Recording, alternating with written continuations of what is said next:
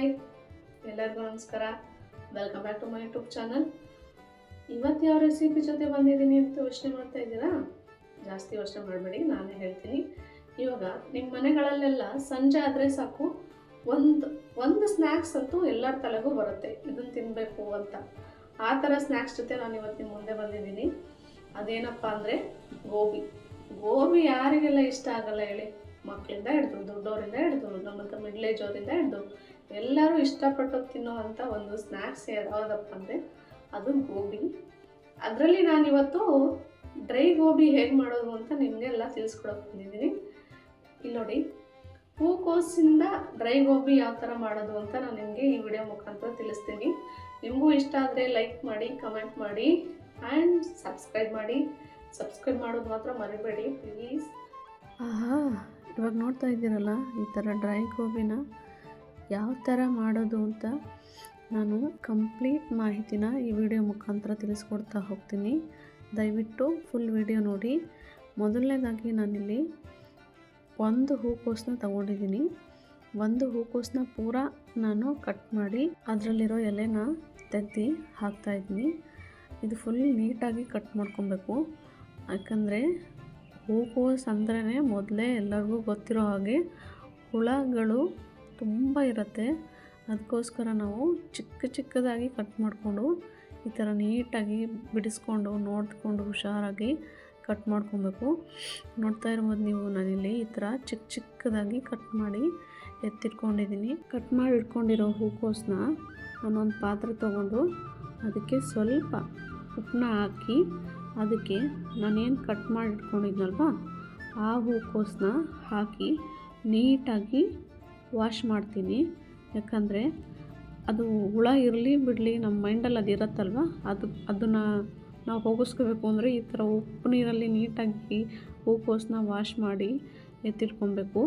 ಈ ಥರ ವಾಶ್ ಮಾಡಾದ್ಮೇಲೆ ಆ ನೀರೆಲ್ಲ ಚೆಲ್ಬಿಟ್ಟು ಅದಕ್ಕೆ ಮತ್ತೆ ಸ್ವಲ್ಪ ನೀರು ಹಾಕಿ ಸ್ವಲ್ಪ ಉಪ್ಪು ಹಾಕಿ ಎತ್ತಿಟ್ಕೊಂಬಿಡಿ.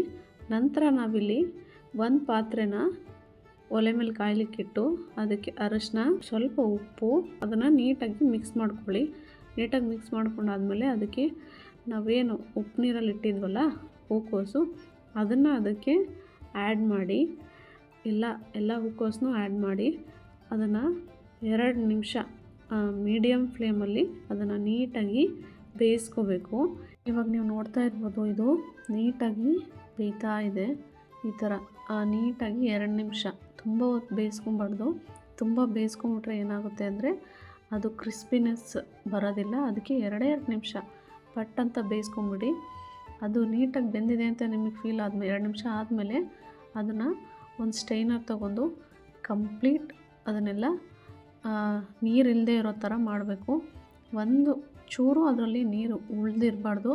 ಆ ಥರ ಅದನ್ನು ಸ್ಟೈನ್ ಮಾಡಿಕೊಂಡು ಅದನ್ನು ಪಕ್ಕಕ್ಕೆ ತಿರ್ಕೊಳ್ಳಿ. ಇದಾದಮೇಲೆ ಇದು ಕಂಪ್ಲೀಟಾಗಿ ತಣ್ಣಗಾಗೋಗಿರಬೇಕು. ಸ್ವಲ್ಪನೂ ಬಿಸಿ ಇರಬಾರ್ದು. ಯಾಕಂದರೆ ಬಿಸಿ ಇದ್ದರೆ ಅದು ಬ್ಯಾಟರ್ಗೆ ಸೆಟ್ ಆಗೋದು ಕಷ್ಟ ಆಗುತ್ತೆ. ಅದಕ್ಕೋಸ್ಕರ ಇವಾಗ ನೀವು ನೋಡ್ತಾ ಇರ್ಬೋದು, ಕಂಪ್ಲೀಟಾಗಿ ತಣ್ಣಗಾಗ್ಬಿಟ್ಟಿದೆ ಇದು. ಈ ಥರ ತಣ್ಣಗಾದ್ಮೇಲೆ ನಾವೊಂದು ಪಾತ್ರೆ ತೊಗೊಂಡು ಅದಕ್ಕೆ ಒಂದು ಚಿಕ್ಕ ಬೌಲಲ್ಲಿ ಕಾರ್ನ್ಫ್ಲವರ್, 1 ಟೇಬಲ್ ಸ್ಪೂನ್ ಮೈದಾ, 2 ಟೇಬಲ್ ಸ್ಪೂನಷ್ಟು ಅಕ್ಕಿ ಹಿಟ್ಟನ್ನ ತಗೋತಾ ಇದ್ದೀನಿ ನಾನಿಲ್ಲಿ. 2 ಟೇಬಲ್ ಸ್ಪೂನ್ ಅಕ್ಕಿ ಹಿಟ್ಟು ಹಾಕಿ ಆದಮೇಲೆ 1 ಟೇಬಲ್ ಸ್ಪೂನ್ ಧನಿಯಾ ಪೌಡರ್, ಅರ್ಧ ಟೇಬಲ್ ಸ್ಪೂನ್ ಗರಂ ಮಸಾಲ, ಸ್ವಲ್ಪ ಜೀರಾ ಪೌಡರ್ನ ಹಾಕ್ತಾಯಿದ್ದೀನಿ. ಇದಕ್ಕೆ ನಾನು ಮನೇಲೇ ರೆಡಿ ಮಾಡಿ ಇಟ್ಕೊಂಡಿರೋ ಚಿಲ್ಲಿ ಪೌಡರ್ನ ಹಾಕ್ತಾಯಿದ್ದೀನಿ. ಖಾರದ ಪುಡಿ, ಅದು ನಾನು ತುಂಬ ಖಾರ ಇರೋದ್ರಿಂದ ಅರ್ಧ ಟೇಬಲ್ ಸ್ಪೂನ್ ಹಾಕ್ತಾಯಿದ್ದೀನಿ. ನೀವು ಎಷ್ಟು ಖಾರ ತಿಂತೀರಾ ನೋಡಿ ಹಾಕ್ಕೊಳ್ಳಿ. ಉಪ್ಪನ್ನು ಸೇರಿಸ್ತಾ ಇದ್ದೀನಿ. ಉಪ್ಪನ್ನು ಕೂಡ ನೀವು ಎಷ್ಟು ತಿಂತೀರಾ ಅದನ್ನ ನೋಡಿ ನೀವು ಆ್ಯಡ್ ಮಾಡ್ಕೊಳ್ಳಿ. ಅದಾದಮೇಲೆ ಇದನ್ನು ಡ್ರೈ ಆಗಿ ಒಂದು ಸಲ ನೀಟಾಗಿ ಮಿಕ್ಸ್ ಮಾಡ್ಕೊಳ್ಳಿ. ಅದಾದಮೇಲೆ ಸ್ವಲ್ಪ ನೀರು ಆ್ಯಡ್ ಮಾಡ್ತಾ ಈ ಬ್ಯಾಟರ್ನ ರೆಡಿ ಮಾಡ್ಕೊತಾ ಬನ್ನಿ. ಇದು ಯಾವ ರೀತಿ ರೆಡಿ ಮಾಡ್ಕೋಬೇಕು ಅಂದರೆ, ನೀವು ಮನೇಲಿ ಬೋಂಡ ಮಾಡ್ಕೊಳ್ಳೋಕ್ಕೆ ಹಿಟ್ಟನ್ನ ರೆಡಿ ಮಾಡ್ಕೊಳ್ತೀರಲ್ವ, ಆ ರೀತಿ ಇದನ್ನು ನೀಟಾಗಿ ರೆಡಿ ಮಾಡ್ಕೊಳ್ತಾ ಬನ್ನಿ. ಇವಾಗ ನೀವು ನೋಡ್ತಾ ಇರ್ಬೋದು, ನಾನು ಸ್ವಲ್ಪನೇ ನೀರನ್ನ ಆ್ಯಡ್ ಮಾಡ್ತಾ ಹಿಟ್ಟನ್ನ ಮಿಕ್ಸ್ ಮಾಡ್ಕೊತಾ ಇದ್ದೀನಿ. ಇದು ಯಾಕಪ್ಪ ರೆಡ್ ಕಲರ್ ಬಂದಿಲ್ಲ ಅಂದರೆ, ಅದು ನಾನು ಮನೇಲೇ ರೆಡಿ ಮಾಡಿರೋ ಖಾರದ ಪುಡಿನ ಹಾಕಿರೋದ್ರಿಂದ ಇದು ಸ್ವಲ್ಪ ಡಾರ್ಕ್ ಬಂದಿಲ್ಲ, ಅದಕ್ಕೋಸ್ಕರ ಇವಾಗ ರೆಡಿಯಾಗಿದೆ. ಅದಾದಮೇಲೆ ಸ್ಟವ್ ಆನ್ ಮಾಡಿ ಒಂದು ಬಾಣಲಿನ ಒಲೆ ಮೇಲೆ ಕಾಯ್ಲಿಕ್ಕಿಡಿ.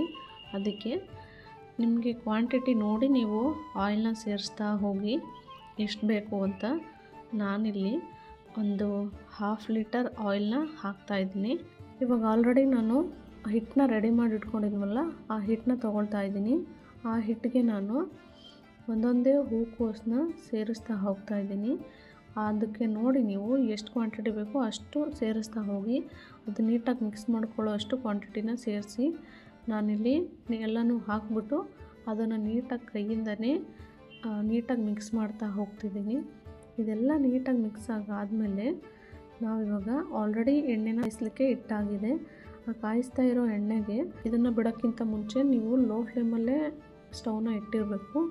ಅದು ಇಟ್ಟೆ ಆದಮೇಲೆ ಈ ಥರ ನಿಧಾನಕ್ಕೆ ಒಂದೊಂದೇ ಎಲ್ಲ ಗೋಬಿನ ಬಿಡ್ತಾ ಬನ್ನಿ. ನಾವೇನು ಬಿಡ್ತಾ ಇದ್ದೀವಲ್ಲ ಅದು ಹೂಕೋಸು, ಅದು ಕಂಪ್ಲೀಟಾಗಿ ಆಯಿಲ್ ಒಳಗೆ ಹೋಗಿರಬೇಕು. ಇವೆಲ್ಲ ಅಂದರೆ ಆಯಿಲ್ ಕಮ್ಮಿ ನೀವು ಬಿಟ್ಟಿರೋ ಇದು ಗೋಬಿ ಹೂಕೋಸು ಜಾಸ್ತಿ ಆಗಿಬಿಟ್ರೆ ಅದು ನೀಟಾಗಿ ಬೇಯಲ್ಲ.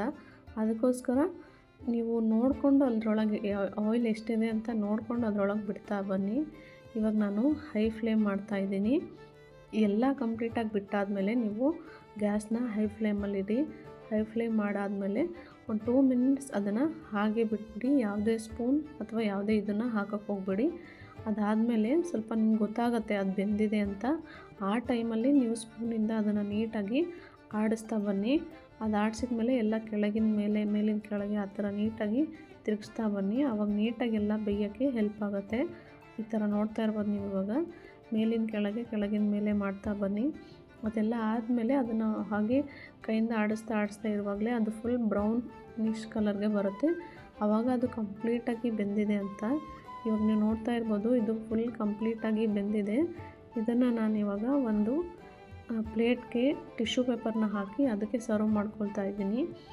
ಯಾಕೆ ಟಿಶ್ಯೂ ಪೇಪರ್ ಮೇಲೆ ಹಾಕ್ತಾಯಿದ್ದೀನಿ ಅಂದರೆ ಇದನ್ನು ಮಕ್ಕಳು ತಿನ್ನೋದ್ರಿಂದ ಫುಲ್ ಆಯಿಲ್ನ ಟಿಶ್ಯೂ ಪೇಪರ್ ಎಳ್ಕೊಂಬಿಡತ್ತೆ. ಅದಕ್ಕೋಸ್ಕರ ನೀವು ಮುಂಚೆನೇ ಈ ಥರ ಟಿಶ್ಯೂ ಪೇಪರ್ಗೆ ಹಾಕಿ ಇಟ್ಕೊಳ್ಳೋದ್ರಿಂದ ಸ್ವಲ್ಪ ಕಡಿಮೆ ಆಯಿಲ್ ಬಾಡಿ ಒಳಗೆ ಹೋಗುತ್ತೆ ಅನ್ನೋ ಒಂದೇ ಒಂದು ಇಂಟೆನ್ಷನಿಂದ ಅಷ್ಟೇ. ಇವಾಗ ನೀವು ನೋಡ್ತಾ ಇರ್ಬೋದು ಫುಲ್ ರೆಡಿಯಾಗಿದೆ. ನಾನೊಂದು ಸರ್ವಿಂಗ್ ಪ್ಲೇಟ್ಗೆ ರೆಡಿ ಮಾಡಿ ಇಟ್ಕೊಂಡಿದ್ದೀನಿ. ನೀವು ನೋಡ್ತಾ ಇರ್ಬೋದು ಕ್ರಿಸ್ಪಿನೆಸ್ ಸೌಂಡ್ ಬರ್ತಾಯಿದೆ, ಎಷ್ಟು ಕ್ರಿಸ್ಪಿಯಾಗಿ ಬಂದಿದೆ ಅಂತ.